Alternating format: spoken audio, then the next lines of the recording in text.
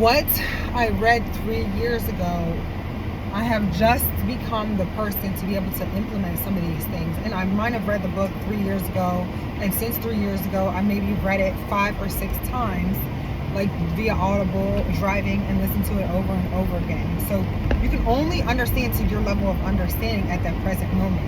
Until you're able to understand it, you just can't understand it. You can get the information, but it doesn't really click until you've healed whatever area of trauma for you to be able to understand what what the mind can accept and understand and process in education. So the reason why you have to be constantly educating yourself is because you never know when these things are going to start to click. So if something from 3 years ago or 4 years ago that I was introduced to, and then I heard it again and I heard it again and I heard it again, and slowly it's starting to seep into my brain, maybe into my subconscious, that now I can bring it to my conscious and actually implement those ideas, because sometimes it just seems so foreign for us. A mind blockage, like something that we just cannot touch or we cannot have.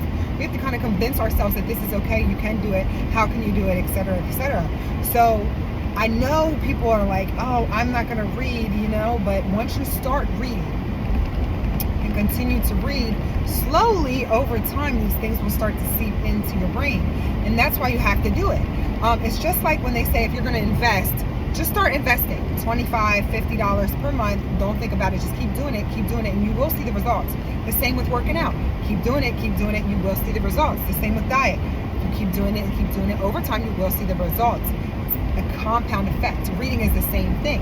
Compound effect of reading over time is it slowly starts to sink into your subconscious, where you start to develop your personality, your character, to be a different type of person, or run your different business a different type of way. Even all these ideas, it sounds great, makes sense, but you can't implement them because there's some blockage, or you can't see how you'd be able to do it, or you just can't get over the fact that you have to maybe borrow money or from a lender, or borrow money for your business to hire more people or something like that. You have to get to the point where you can slowly increment it slowly over time. So do not stop reading.